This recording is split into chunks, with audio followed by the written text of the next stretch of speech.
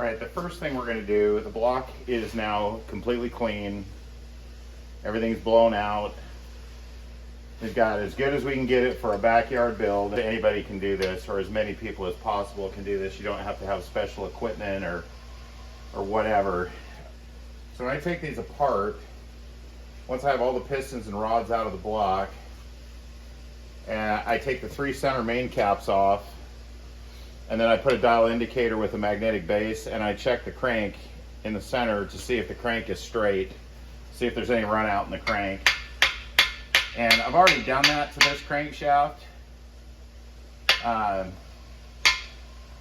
might actually have to bolt the main cap on with the other bearing half in it to get that bearing seated in there all the way, because for what I want to do right now. But I'm going to show you guys real quickly how to check and see if you have run out in your crankshaft. The crank bent, which this one's not. We already know it's not, but I have seen them bent. Usually your bearings will tell the story. If your bearings look terrible, if you got some main bearings that are pretty wasted, like way down there through the copper, and it's not all of them, it's just some of them, you probably got a problem with the crank maybe not being straight. It's pretty rare, honestly, especially in a stalker type build, street motor, whatever. You're not going to have a bent crankshaft, but I'm just going to put a little bit of torque on these 2 main cap bolts. Make sure the bearing is all the way pushed into the saddle and it's seated. Another rare thing about this early 350, these main cap bolts are always 5/8, but this one's 11/16. All right, so that was just to make sure that the 2 bearing halves are more or less where they belong, and push down all the way into the block. I'm going to put a front bearing in.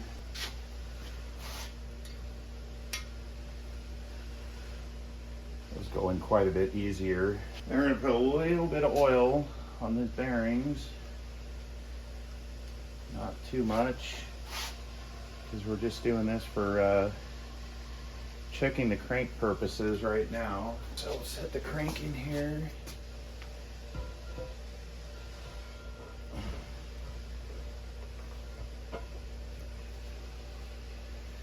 Okay.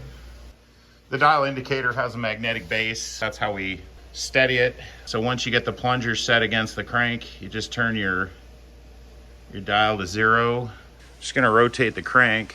And you wanna make sure too that when your dial indicator, the pointer is not gonna hit your oil hole. So we're not trying to measure the diameter or anything like that. We just wanna know if the crank is straight. So we're on the center main, then it's just sitting in the front and rear main bearing. We're just gonna rotate this.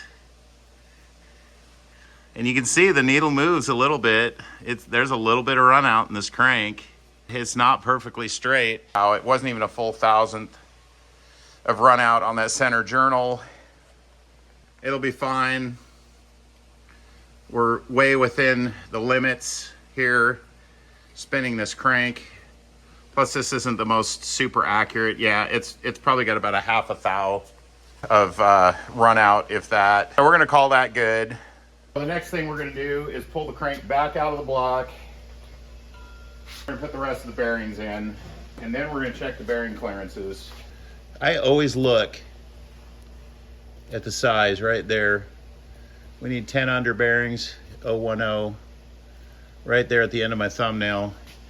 I have seen them misboxed before. I've seen one oddball bearing. I bought a car one time. It was a 69 427 Corvette. Really nice car. Guy bailed on his project, but it was very complete. He was almost, ready to start it up and drive it. And I got it running. When it was cold, it had 50 pounds of oil pressure, whatever. It was good. When it warmed up, the oil pressure would go to 5 pounds. It literally would sit there and idle with 5 pounds of oil pressure. And I was like, what on earth is going on with this thing?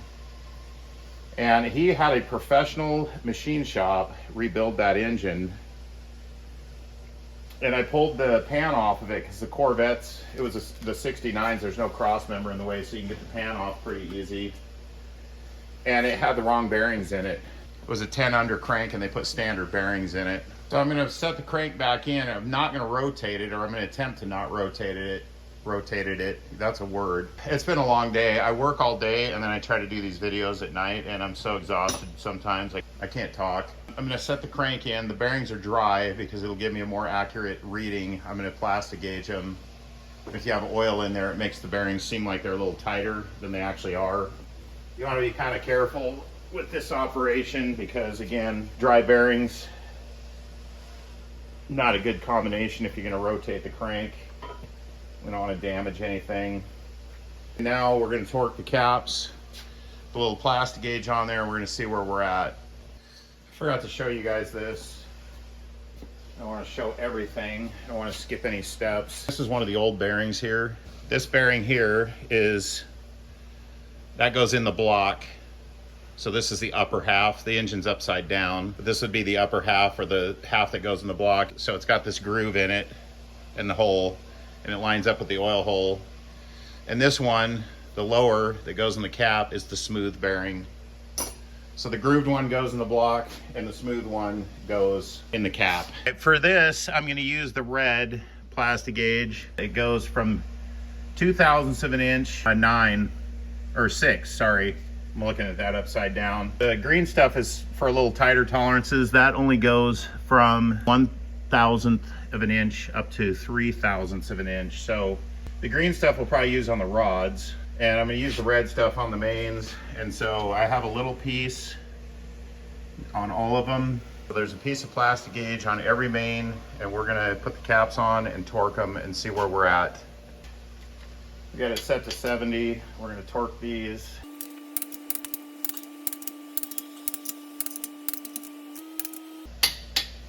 All right. Now we're gonna cheat and get them off the fast way. Pull this front one off. Oh yeah, I can already tell you we're gonna be good. There's our smashed plastic gauge. I'd say we're between 2 and 3 maybe. What do you guys say? But yeah, it's not on the tight end of good. Although that's pretty tight. Honestly, it's not bad. And again, I like to run them. Yeah, they're all pretty tight. Maybe I should have used the green. Yeah, we might only have like 1.5 thou. Kind of gave us a false read on the cap side. On that first one, it looked like it was just this little bit of red here, but it's actually, look how white it is. Yeah, that's less than the 2/1000ths. So these things are pretty tight. So they're all really uniform, and they're all under 2/1000ths. I should have used the green, so I'm gonna recheck. I don't need to recheck them all because I know they're all the same based on this. But I'm gonna recheck one of them with the green and see what they actually are at. This is gonna be a nice, tight, oil-controlled engine. We got our green plastic gauge on there now. It's been torqued and untorqued. And let's see what that looks like on this green stuff. I'm actually surprised and happy that it's as tight as it is. I would say, yeah, we're at about maybe a little under 2. That's excellent. We might be, yeah, it's probably 2 to maybe 2.5 at the most. So that's perfect. This thing is gonna be great on the oil control. We've checked our main bearing clearances. All the bearings are in the caps. All the bearings are in the block. We're gonna oil everything up. I got the crank out because I had to clean the plastic gauge off of the bearings, which honestly is kind of a pain. And I normally don't plastic gauge every bearing, and I'll tell you the reason why. I only did it for the video just to show you guys how it's done and what it kind of looks like when it's done.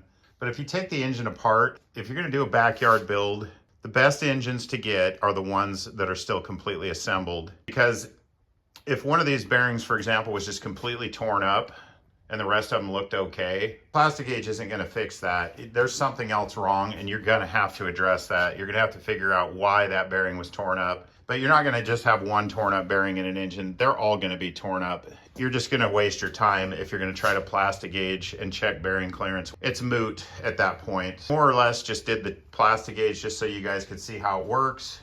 Also, it's nice to know that we got some nice tight bearing tolerances, and it's going to have good oil control. And it had really good oil pressure before. It ran good. It had good oil pressure.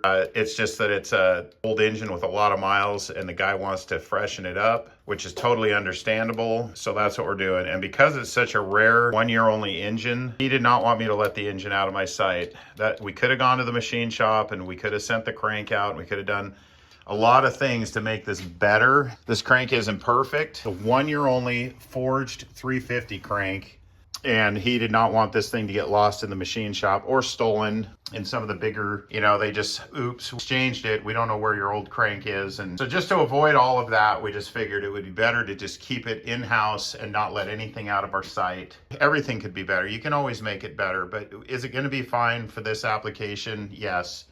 It's a 67 Camaro. It probably won't see 2,000 miles a year if it's lucky, and it'll last for the rest of this guy's existence on this earth. And he knows that, and I know it, and we're both okay with that.